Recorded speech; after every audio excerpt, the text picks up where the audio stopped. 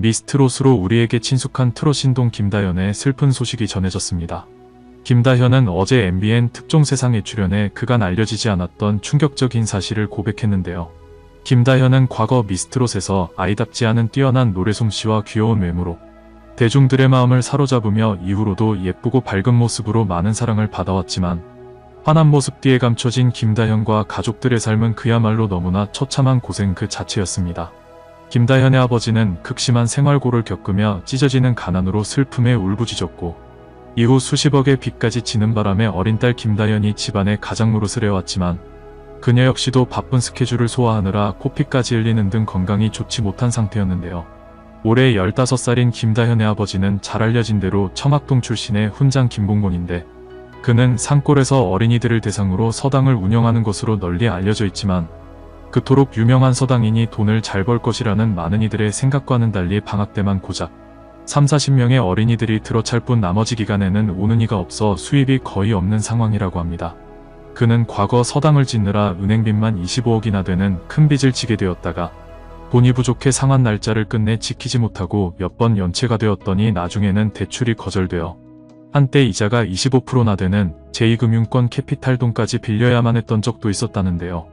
힘겹게 연명을 해오던 서당 사업은 코로나가 닥치는 바람에 최근 3년간은 아예 운영조차 할 수 없었는데 김봉곤은 사실 어릴 적 경남 하동군 청학동 마을에서 태어나 자라던 시절부터 이미 가난으로 인한 생활고와 싸우며 너무나 힘겨운 나날들을 보냈었다고 합니다. 지리산 산골에서 5남매 중 막내로 태어났던 김봉곤은 전통을 고수하는 청학동의 특성상 초등학교도 졸업하지 못하는 등 제도권 교육을 받아보지 못하고 서당 등 자체교육을 따라야 했으며 또한 어린 시절 먹고 살기 위해선 보릿고개를 반드시 겪어야 했다고도 밝힌 적이 있었는데요. 김봉곤은 과거 한 방송에서 어린 시절 해발 900m 지리산에서 살았다. 그때 보릿고개도 겪었다.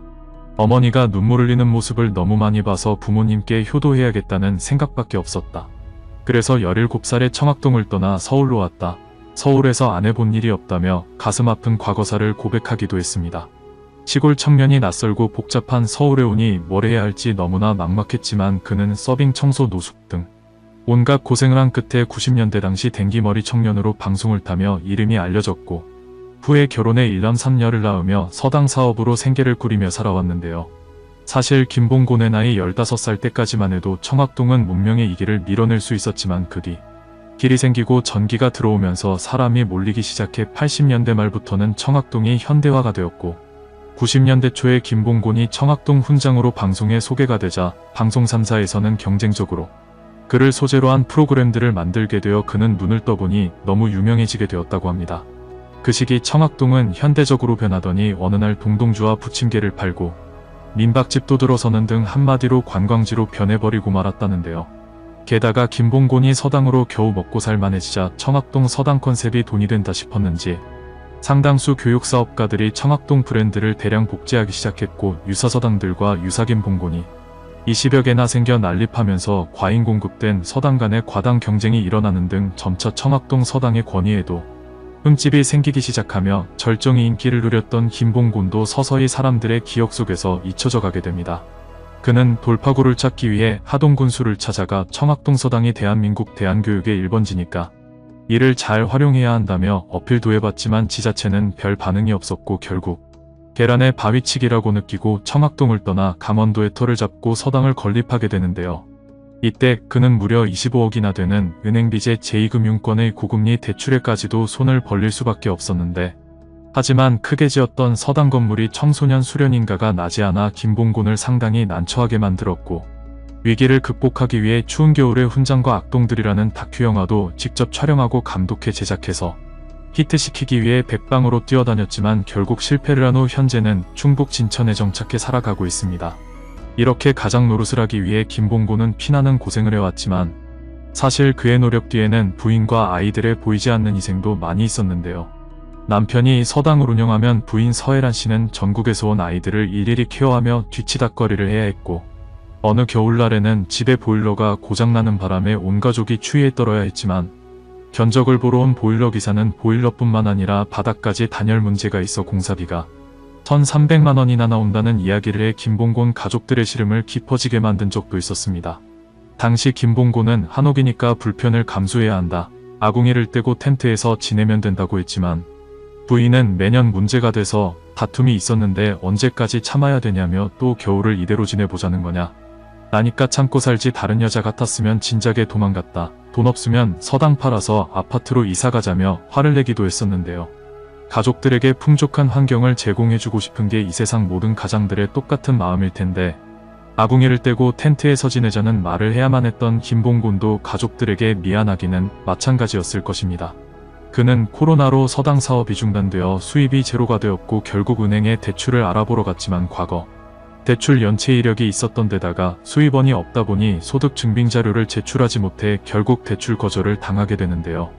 결국 김봉곤은 아내와 상의 끝에 갖고 있던 카메라와 결혼 반지를 팔기로 했지만 카메라는 판매가가 200만원 밖에 되지 않았고 반지 7개도 다 합쳐 고작 80만 5천원이라는 이야기에 팔지 않기로 약속했던 자녀들의 돌반지까지 아내 몰래 가져와 감정을 받게 됩니다.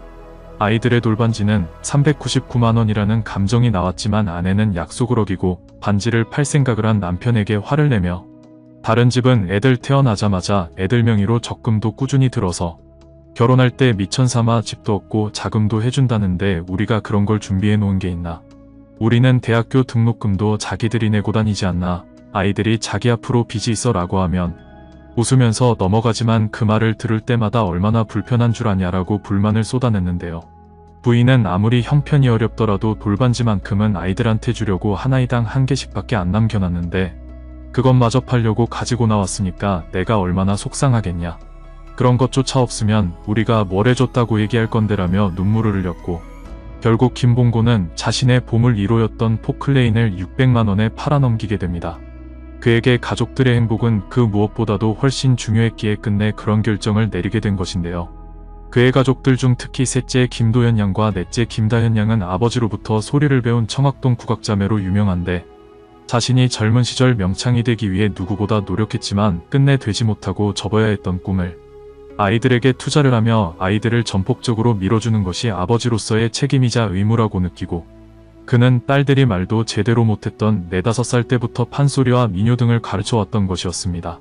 또한 김봉곤은 두 딸에게 판소리뿐 아니라 인내심과 자신감을 키워주기 위해 백대명산을 함께 다니며 산 정상에서도 판소리를 지도하는 등 때와 장소를 가리지 않고 실력 있는 소리꾼으로 교육시키게 되는데요. 김봉곤은 말하길 다현이는 어려서부터 한결같이 국악 명창이 되겠다, 소리하는 사람이 되겠다, 글로벌 가수가 되겠다고 했었고 자식들이 꿈이 있고 재능이 있다면 나는 키워주고 밀어줘야 한다고 생각했다라며 아끼면 아끼 노래면 노래, 아이에게 좋은 스승이 있는 곳이라면 어디라도 찾아갔다고 밝혔습니다. 이런 아버지의 지극정성 어린 지도로 김다현은 결국 오디션 프로에서 수상하며 이름을 알릴 수 있었고 지금은 수입이 없는 아버지를 대신해 어린 나이에 자신이 실질적인 가장이 되어 집안의 수입을 책임지고 있는데요. 김다현의 매니저를 자처하고 있는 김봉곤은 딸에게 네가 힘들다고 느껴지면 바로 이야기해야 한다. 우리가 생각하는 것과 네가 느끼는 것은 다를 수 있으니까 라며 딸이 혹시라도 힘들어하지 않을까 당부했지만 김다현은 헌신적으로 뒷바라지를 해주시는 아버지에 대해 이 길로 인도해주신 것도 아버지고 반대로 제가 부모라면 나는 자식에게 절대 저렇게 할 수 없다고 생각이 든다. 그렇게 생각하면 너무 감사하고 늘 제가 더 많은 사랑을 드려야 하지 않을까 한다. 라고 밝혀 진정한 효녀의 면모를 보여주기도 했습니다. 김다현은 얼마 전 한 방송에서 행사를 준비하던 중 코피를 흘렸고 부모님이 걱정하실까봐 감추려다가 아버지께 들키기도 했었는데요. 당시 김봉곤은 딸을 데리고 병원에 가 체질 검사를 해보게 되는데 키도 또래보다 작고 체중은 뒤에서 3번째라는 안타까운 이야기를 듣기도 하게 됩니다. 다현이의 스케줄에 맞춰 산 지도 3년이 됐다는 김봉곤은 가수라는 직업이 전국을 다니니까 집에는 가끔 들어가게 된다. 요즘 특히 행사나 축제가 많다. 일이 있는 장소에 가서 방 잡아서 자고 먹고 하다 보니까 우리 집이 전국에 엄청 많아졌다. 라고 말하며 늦은 시간까지 딸의 스케줄 정리를 하며 바쁜 일상을 보내고 있다는데요. 김다현은 아버지가 아니었으면 이 길을 못했을 수도 있다는 생각이 많이 든다. 제 아버지이기도 하시지만 제가 가는 길에 정말 중요한 선생님이기도 하신 것 같다 라며 아버지의 헌신에 대한 마음을 드러냈고 아버지께 돈 없으시다고 하셨잖아요. 만약에 부족하시면 제 거 쓰셔도 돼요 라며 깊은 효심을 드러내기도 했습니다. 그 말을 들은 김봉곤은 눈물 난다. 이미 효녀다. 그렇게 힘들게 벌었는데 예쁜 마음만 받아도 나는 행복하다. 받은 걸로 하겠다, 쓴 걸로 하겠다라며 딸을 기특해 했는데요. 어린 나이에 힘들다고 투정 부리고 때를 쓸 나이에 오히려 김다현은 반대로 이렇게 아버지를 걱정해주고 있으니 세상에 효녀도 이런 효녀가 없는 것 같습니다. 김다현이 이렇게 올바른 아이로 자랄 수 있었던 데에는 타고난 본성이 착한 이유도 있겠지만 또한 어릴 적부터 아버지가 가정에서 효에 대한 교육을 잘 시켰기 때문이기도 할 텐데요. 모쪼록 이렇게 착한 김다현이 앞으로도 부모님께 효도하면서 올바른 사람으로 커나가 많은 사람들로부터 사랑을 받는 큰 가수가 되기를 바라며 김다현 김봉곤 부녀에게 여러분의 따뜻한 응원을 부탁드립니다.